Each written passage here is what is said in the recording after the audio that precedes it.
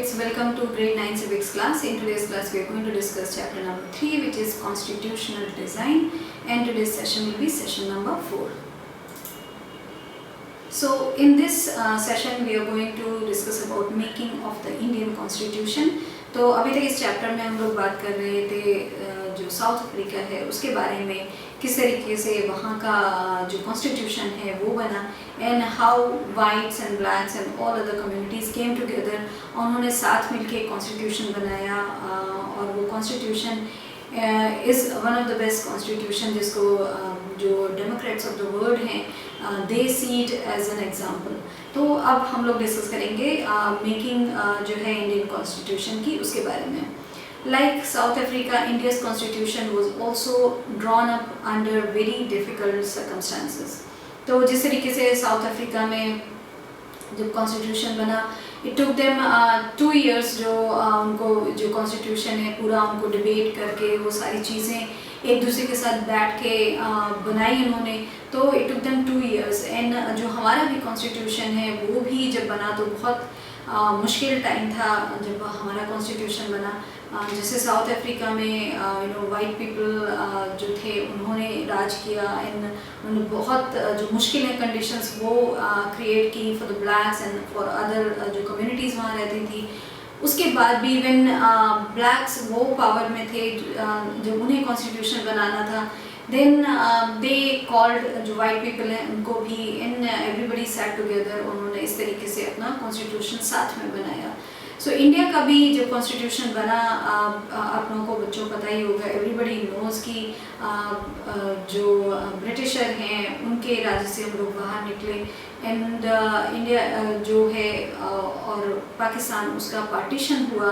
And this is how वो जो difficult time की हम लोग बात कर रहे हैं कि डिफ़िकल्ट सर्कमस्टांसेस थी, वो बहुत ही डिफ़िकल्ट थी कि एक कंट्री को 2 पार्ट में डिवाइड होना था.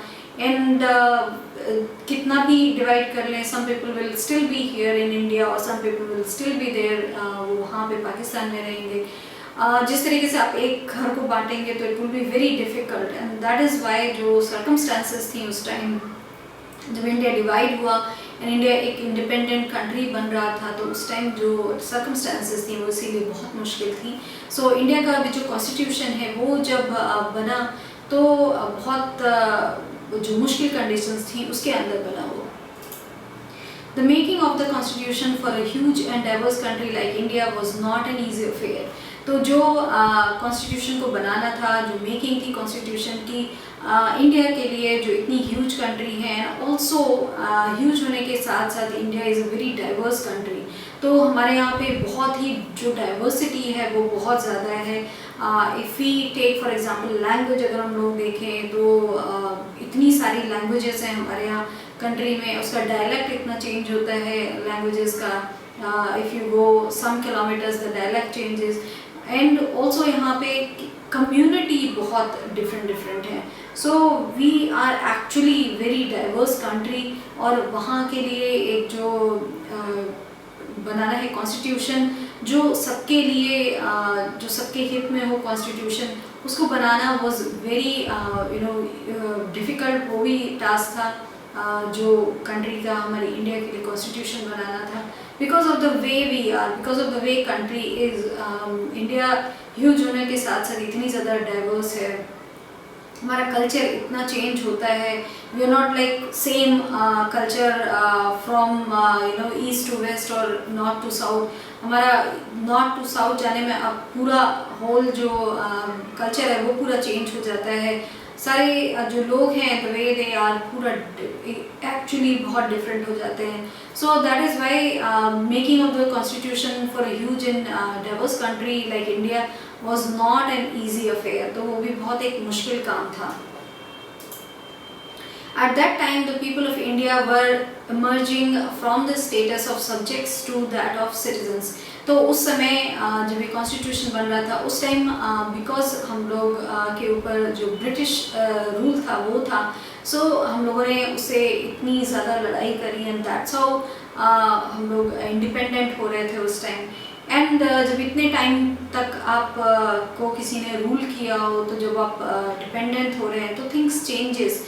एंड दैट इज़ वाई जो वो टाइम था, people of India were emerging from the status of subjects to that of citizens. तो वो एक उस टाइम वो इमर्ज कर रहे थे।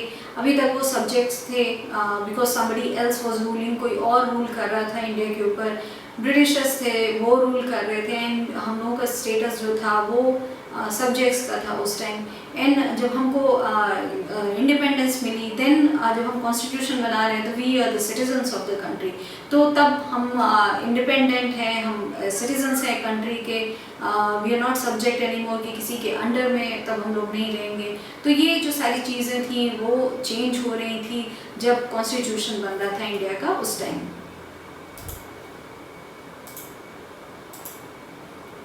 The country was born through a partition on the basis of religious differences। तो जो हमारा इंडिया और पाकिस्तान का जो पार्टीशन हुआ वो हुआ बेस्ड ऑन रिलीजियस डिफरेंसेस, उस पे पार्टीशन किया गया based on that.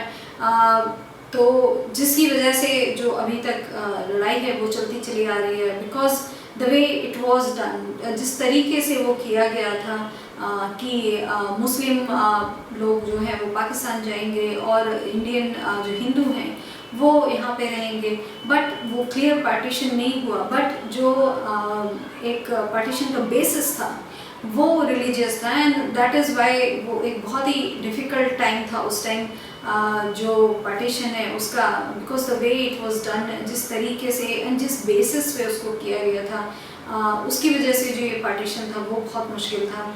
This was a traumatic experience for the people of India and Pakistan. तो ये जो एक एक्सपीरियंस था कि एक कंट्री को बांट के दो कंट्री किया जा रहा है, तो वो बहुत ही ट्रॉमेटिक था लोगों के लिए, क्योंकि सारे लोग एक घर के या फिर द होल फैमिली वो एक साथ नहीं रह सकती थी, because it was whole one country, India and Pakistan एक कंट्री था। और अभी अगर आप बीच से उसको डिवाइड कर देंगे या कहीं से भी आप डिवाइड करेंगे तो some people will always be there in the other country, और हमारे केस में some people will always be in Pakistan, on for Pakistanis some people will always be in India, because सारे लोग इधर से उधर नहीं जा सकते हैं, it cannot be a clear cut partition।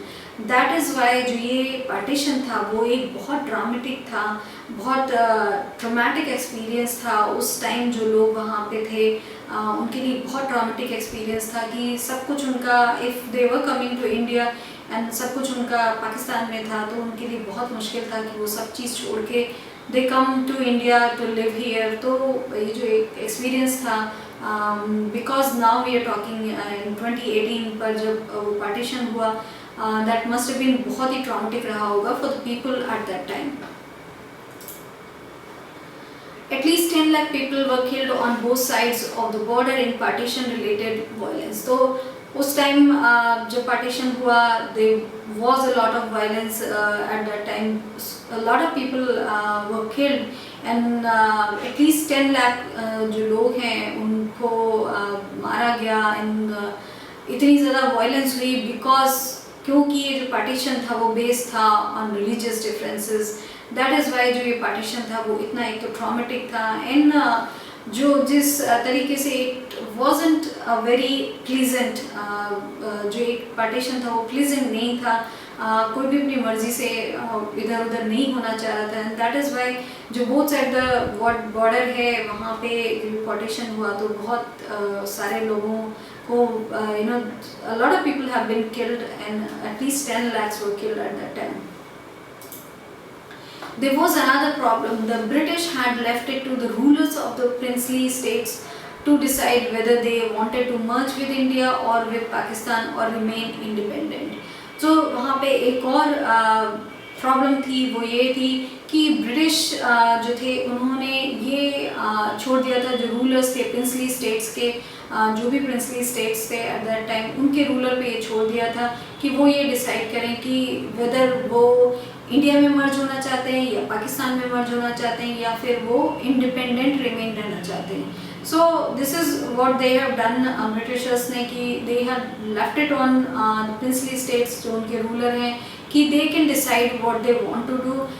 It was their choice कि if they wanted to come with Pakistan, if they wanted to come with India, और वो अगर इंडिपेंडेंट रहना चाहते थे तो वो उनकी एक what ever what they were thinking वो होता। The merger of these princely states was a difficult and uncertain task। तो जो ये मर्जर हुआ इन सारे princely states का, वो एक बहुत डिफ़िकल्ट टास्क था और बहुत अनसर्टेन था वो टास्क जो मर्जर कराया गया for princely states। When the constitution was being written, the future of the country did not look as secure as it does today। तो जब constitution लिखा जा रहा था, when the constitution was being made, was being written, जिस time ये बन रहा था constitution, उस टाइम जो future है country का वो इतना अच्छा नहीं लग रहा था, because we just came out of being subject to, now we were being a citizen of the country, और we were under the British rule for so long time कि things were not looking as good at that time.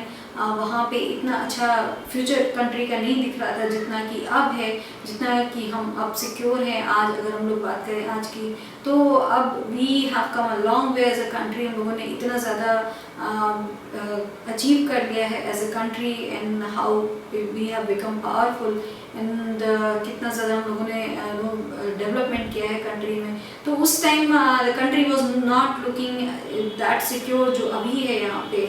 So this is how उस time country का future इतना bright नहीं लग रहा था जो अब है। The makers of the constitution had anxieties about the present and the future of the country। तो जो भी the people who were making the constitution, उनको उस टाइम बहुत एंग्जाइटी थी अबाउट कि कंट्री का फ्यूचर क्या होगा, प्रेजेंट कैसा है एंड फ्यूचर क्या होगा कंट्री का, because they haven't seen. And उस time we were just coming out of under the rule of Britishers. So उस टाइम जो लोग थे वहाँ पे उनको वो इतने कंट्री के फ्यूचर को लेके इतने ज़्यादा उनको नहीं लग रहा था कि अच्छा फ्यूचर होगा उस टाइम, बिकॉज पार्टीशन भी जिस तभी हुआ था। So that is why they had anxiety, उनको बहुत एंग्जाइटी थी जो भी मेकर्स थे कॉन्स्टिट्यूशन के। So this is all that we have discuss in this session. इस सेशन में हम लोगों ने डिस्कस किया कि किस तरीके से इंडिया का जो कॉन्स्टिट्यूशन है वो कैसे बना, making of the constitution of India, and किस सर्कमस्टांसेस में जो कॉन्स्टिट्यूशन है वो बना, and how difficult it was जो पार्टीशन हुआ इंडियन पाकिस्तान का। So that's all we have discuss in this session. Thank you.